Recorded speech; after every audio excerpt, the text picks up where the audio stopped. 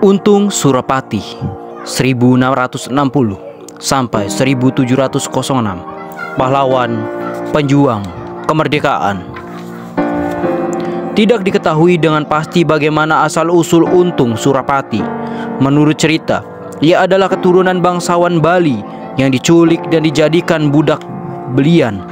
Anak itu dibeli oleh seorang pegawai VOC di Batavia yang bernama Edler Moore.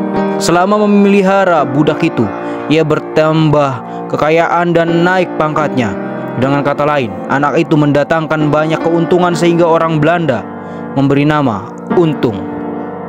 Karena Untung mempunyai hubungan asmara dengan salah seorang putri tuannya, ia dipenjarakan dan banyak mengalami siksaan yang berat dengan beberapa orang temannya. Untung berhasil melarikan diri ke hutan. Ia mengadakan serangkaian serangan dan pengerusakan terhadap orang Belanda dan harta milik mereka di Batavia.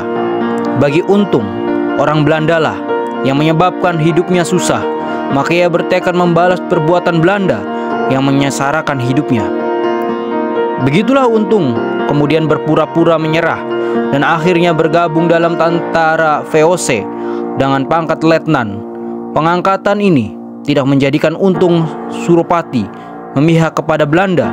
Dalam suatu pertengkaran, ia membunuh seorang perwira Belanda. Ia kemudian keluar dari dinas militer dan melarikan diri dari daerah Priangan. Untung terus mengumpulkan dana, mengajak rakyat yang simpati pada perjuangannya melawan Belanda. Mereka melancarkan serangan gerilya terhadap Belanda. Belanda terus mengejar Untung sampai di Keratasura.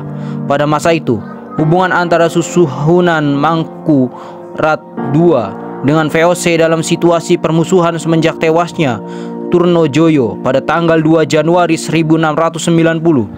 Susuhunan mempercayakan pasukan tentara kepada Surapati dalam sebuah pertempuran di Kertasura.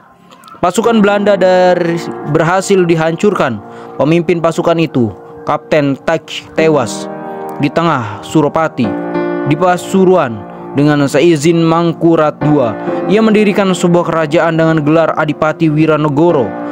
Benteng-benteng untuk melindungi kerajaannya telah didirikan. Tetapi dalam serangan pada bulan November 1706, Untung Surapati terluka parah dan gugur pada tanggal 12 Oktober 1706. Perjuangan tidak berhenti dari situ.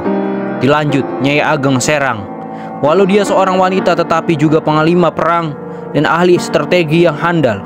Nyai Ageng Serang dilahirkan di Serang, sebuah desa terpencil terletak 40 km sebelah utara Solo.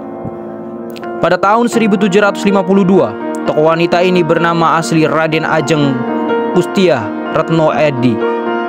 Kustia dilahirkan di lingkungan bangsawan yang patriotis. Ayahnya adalah Pangeran Notoperjo yang diangkat menjadi Bupati Serang, yang juga dikenal sebagai Penambahan Serang. Ketika Pangeran Mangkubumi mengangkat senjata melawan Belanda, Pangeran Notoperjo diangkat menjadi salah satu panglima perangnya. Perlawanan Mangkubumi berakhir dengan ditandatanganinya perjanjian Giyanti pada tahun 1755. Pangeran Mangkubumi naik tahta menjadi Sultan Hamengkubuwono I yang berkedudukan di Yogyakarta. Penambahan Serang yang dalam hati tidak menyetujui perjanjian itu tetap memelihara pasukannya. Situasi itu diketahui oleh Belanda sehingga diadakan penyerangan besar-besaran. Kustiah atau Nyai Ageng Serang yang sudah dewasa ikut serta memimpin pasukan untuk menahan sebuah Belanda. Pertempuran itu dimenangkan Belanda. Kustiah diangkat dan dibawa ke Yogyakarta. Beberapa lama kemudian dikembalikan ke Serang. Untuk sementara waktu, dia hidup tenang sebagai pemimpin masyarakat dengan memendam hasratnya mengusir Belanda. Memasuki abad ke-19, Belanda makin menetap, menancapkan kukunya di Jawa. Raja-raja Jawa baik Surakarta maupun Yogyakarta hampir tak berdaya terhadap kekuasaan Belanda. Campur tangan pemerintah kolonial dalam pengangkatan raja-raja serta penguasaan dan pengelolaan tanah-tanah rakyat menimbulkan sentimen anti Belanda.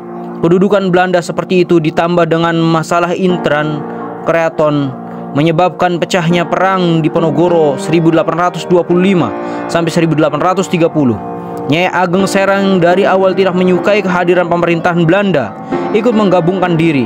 Nyai Ageng yang sudah berusia lanjut 73 tahun bersama cucunya Raden Mas Papak memimpin pasukan mendukung perjuangan Pangeran Diponegoro. Pasukan terlibat dalam pertempuran-pertempuran di Purwodadi, Semarang, Demak, Kudus, Juwana, dan Rembang. Nyai Ageng Serang pernah memimpin sendiri pasukannya secara langsung dan perang gerilya di sekitar desa Beku, Kabupaten Kulon Progo. Pasukannya pernah mendapat tugas dari Pangeran Diponegoro untuk mempertahankan daerah Prambanan yang telah direbut oleh Tumenggung Suronegoro dengan menghalau pasukan Belanda yang menjaganya. Karena usianya yang sudah lanjutnya, Ageng Serang selalu dipukul dengan tandu kemanapun ia pergi. Di atas tandu itu, dia memimpin pasukannya. Salah satu trik yang jitu dalam medan pertempuran adalah penggunaan daun keledi hijau. Pasukannya diperintahkan untuk berkerudung daun keledi itu sehingga dari kejauhan tampaknya seperti kebun tanaman keledi. Bila sudah dekat dan dalam jarak sasaran, maka musuh akan diserang dan dihancurkan. Pangeran Diponegoro mengakui kehandalan taktik tokoh wanita ini sehingga mengangkatnya menjadi salah satu penasehatnya. Sebagai penasehat, Nyai Ageng Serang sejajar dengan Pangeran Mangkubumi dan Pangeran Joyokusumo dalam siasat perang. Pangeran Diponegoro masih berlangsung ketika kesatria wanita ini tutup usia karena sakit pada usia 76 tahun.